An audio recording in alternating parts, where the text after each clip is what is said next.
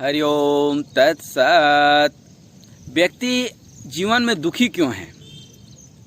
हर आदमी भाग रहा है, सुबह उठते ही दौड़ लगा रहा है, सुबह उठते ही न जाने कितनी सारी चीज़ें उसके दिमाग में चलती है।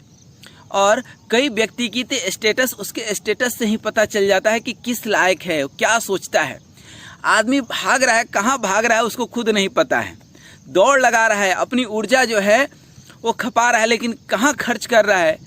सुख के पीछे। वो चाहता है कि हमें सुख मिल जाए। ठीक उसी तरह से जैसे आप कभी किसी कुत्ते को देखे होंगे, हड्डी उसको मिलता है तो उसको लगता है कि हड्डी हम चूसेंगे तो उससे खून आएगा, नहीं आता है। उसके मसूड़े से खून आ जाता है और फिर उसको लगता है कि खून आ गया। उसको लगता है मेहनत तो करना ही चाहिए, बिना मेहनत का, बिना कष्ट उठाए तो सफलता नहीं मिलती है। यह एक भ्रम है। बिना मेहनत का, बिना परिश्रम की सफलता मिलती है, बशर्ते कि आपके भाग्य में हो। अब बोलिएगा भाग्य में है ये कैसे पता चले? तो इस संसार को, भगवान की लीला जरा समझिए। यह संसार में जो आपको मिला है, जो मिल रहा है, उसको स्वीकार कीजिए सकारात्मक दृष्टिकोण से। अरे जो नहीं है, नहीं है उसका गम, जो है वो नहीं है कम, जो नहीं है, नहीं है उसका ख्वाब, जो है मेरे पास है वो लाजवाब। व्यक्ति पहले पैदल चलता था, बड़ा सुखी रहता था। उसके बाद उसको लगा साइकिल मिल जाए, साइकिल मिल गया, उसको लगा पैडल मारने में बहुत कष्ट होता है। फटफटिया मिल जाए, उसको फटफटिया मिल गया। फटफटिया में भी जो है आजकल ऐसे ऐसे बाइक आ गए हैं, ऐसा लगता है कि जो है कोई विक्रम बेताल जो है उसके पीठ पे बैठा हुआ है, पीछे कोई बैठा हुआ है। थोड़ा सा जो है ब्रेकर आता है, पीछे वाला ढिमला जाता है, गिर जाता है। उसके बाद लगता है कि 4 चक्का वाला हो जाए, फिर 8 चक्का। इस आकांक्षा और महत्वाकांक्षा का कोई सीमा नहीं है, और इस सीमा में ही आदमी जो है उलझ जाता है। संतोषम परम सुखम, इस चीज़ को भूल जाता है। इस चीज़ को भूल जाता है जो हर घर में लगी हुई गीता का सार है, रोज़ सुबह में पढ़ता है। जो हुआ अच्छा हुआ, जो हो रहा है अच्छा हो रहा है, जो होगा अच्छा होगा। छोटा सा कष्ट क्या आता है जो है वो परेशान हो जाता है, ये सोच ही नहीं पाता है। सामने पढ़ता है, लिखा हुआ है घर में कि जो हुआ अच्छा हुआ, भूल जाता है, क्योंकि वह ये मानता ही नहीं है। क्योंकि अपनी श्रेष्ठता को, अपने अहंकार को उसको सामने लाना होता है। वह यह भूल जाता है कि जो हो रहा है अच्छा हो रहा है। यह भगवान की लीला है, इसको स्वीकार करें तो हमारा जीवन सुखमय हो सकता है। अच्छा, व्यक्ति इसलिए भी दुखी है कि उसको मांगने की आदत है। आज समाज में देखेंगे, कहना तो नहीं चाहिए, लेकिन चूंकि बात आई है तो आप देखेंगे कि ज़्यादातर जो दलित, शोषित, मुफ्त खोर वर्ग है, वो क्यों आज उसी स्थिति में है? क्योंकि उसको मुफ्त खाने मिल गया।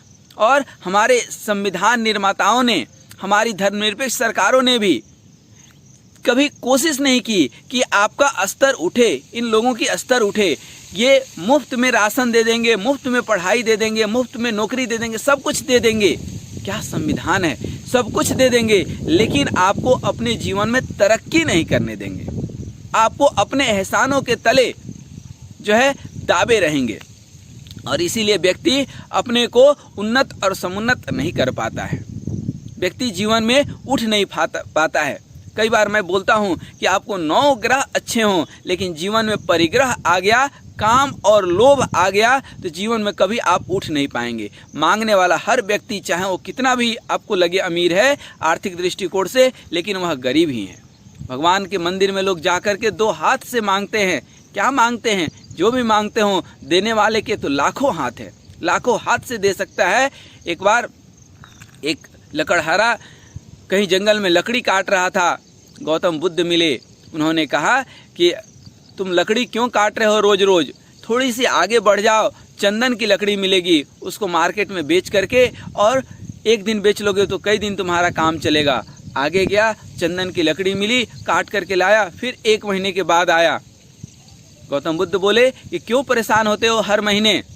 थोड़ा सा और आगे बढ़ जाओ, वहाँ चांदी की खदान है, थोड़ी सी चांदी ले आना और बैठ करके आराम से खाना 6 महीना।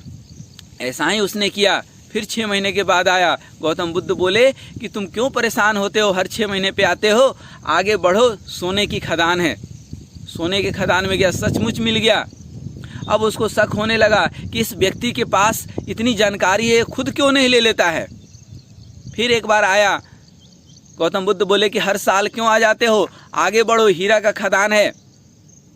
बढ़ा, सही में हीरा का खदान मिल गया, हीरा लाया, कई सालों तक बैठ करके खाया। फिर उसके दिमाग में एक प्रश्न आया कि जो हमें इतना बता रहा है उसको आगे बहुत कुछ मिल रहा होगा, आगे का बहुत कुछ पता होगा। एक दिन पूछा गौतम बुद्ध से, गौतम बुद्ध ने कहा कि हाँ, हमें वह सब कुछ पता है कि आगे क्या क्या है, और यदि पता है फिर भी हम यहाँ बैठे हैं। तो उस लकड़हारे के दिमाग में आया कि ऐसा क्यों जिसको सब कुछ मालूम है वह भी इस तरह से बैठा हुआ है। गौतम बुद्ध ने कहा कि हमारे पास उस हीरा जवाहरात जितना तुम सोच सकते हो उससे भी ज़्यादा हमारे पास है, और जिसके पास इतना है उससे यहीं का यहीं ले लो ना, कहाँ आगे दौड़ लगा रहे हो। तो वह चीज़ क्या है? वह चीज़ है आनंद। हम मंदिर में जाते हैं, छोटे छोटे चीज़ मांगते हैं भगवान से, शर्म आनी चाहिए। किसी करोड़पति से 2 पैसे मांग रहे हैं हम, किसी अरबपति से 2 रुपये मांग रहे हैं, शर्म आनी चाहिए। मांगना ही है तो मांग लो ना पूरा। भगवान श्री राम से या किसी भी भगवान से हम कुछ दुआएं मांगते हैं, अरे भगवान को ही मांग लेना। जो मांगने की आदत है, चाहे हम स्वर्ग ही क्यों ना मांग लें, चाहे मोक्ष ही क्यों ना मांग लें, क्यों मांगना? मांगने वाला व्यक्ति हमेशा दीनहीन होता है, चाहे वो किसी से भी मांगे।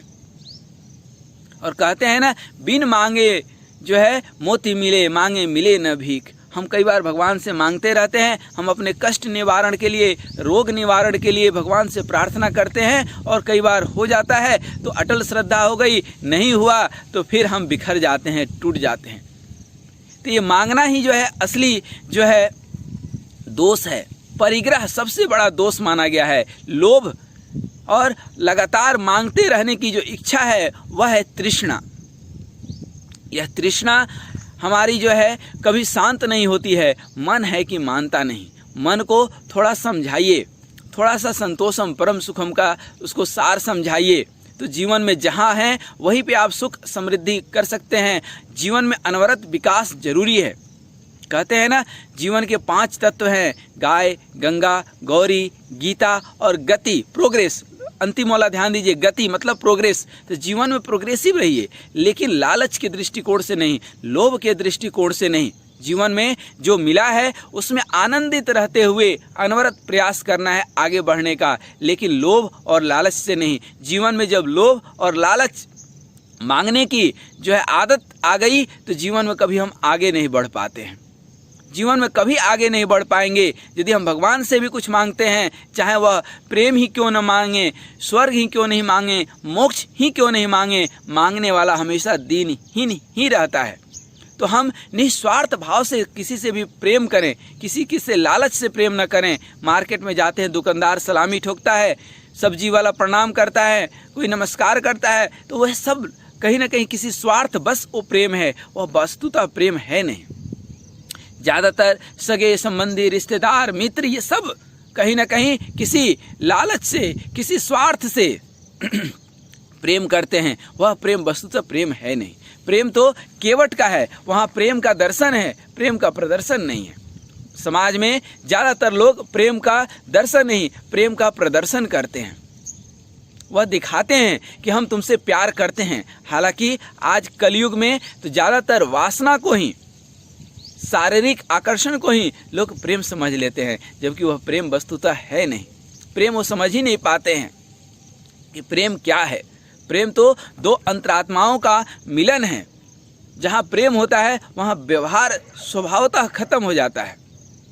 तो कुल मिलाकर के जो हम यहाँ बता रहे थे कि मांगने की आदत, अर्थात जिसके काबिल हम नहीं हैं वह पाने की इच्छा रखना, जिसके योग्य नहीं है।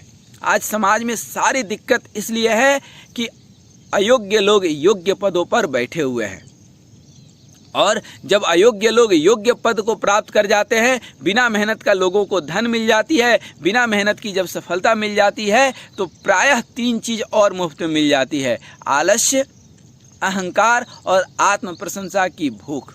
और यह व्यक्ति को जीने नहीं देती है। अहंकार तो जीवन कर देता है बेकार। आलस्य, प्रमाद जो है शरीर को जो है रोगी बना देता है। कहते हैं ना, सबसे बड़ा सुख निरोगी काया। जब काया ही, शरीर ही आपका रोगी बन गया तो जो है कौन सा सुख और आत्म प्रशंसा की भूख, अर्थात हम जिधर चले लोग हमारी सलामी ठोके। अरे कोई सलामी किसी को नहीं ठोकता है, ठीक ना। ये ऊपर ऊपर दिखावा है, उस सामने वाले व्यक्ति को कहीं ना कहीं लालच है, स्वार्थ है, इसलिए आपकी सलामी ठोक रहा है। एक सब्जी वाला आपको नमस्कार करता है कि आप उसके यहाँ से सब्जी खरीदें, एक कपड़ा वाला आपको नमस्कार करता है कि आप उसके यहाँ से कपड़ा खरीदें।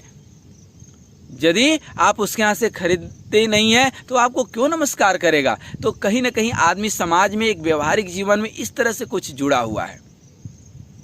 तो हर जगह पर जहाँ भी आपकी मांगने की आकांक्षा है, आकांक्षा और महत्वाकांक्षा के तले आप दबे हैं, तो आपको दुख और दर्द ही मिलेगा। सुखी रहना है तो संतुष्टि बहुत ज़रूरी है, और इस संसार को भगवान का लीला समझना। जो भी हमारे साथ गलत हो रहा है या सही हो रहा है, सही हो रहा है तो भगवान की शुक्रिया अदा कीजिए, गलत हो रहा है तो निज मन मुकुरि सुधार, अपने मन को सुधारिए, अपने मन के अंदर झांक करके देखिए कि हमने कहाँ गलती किया है।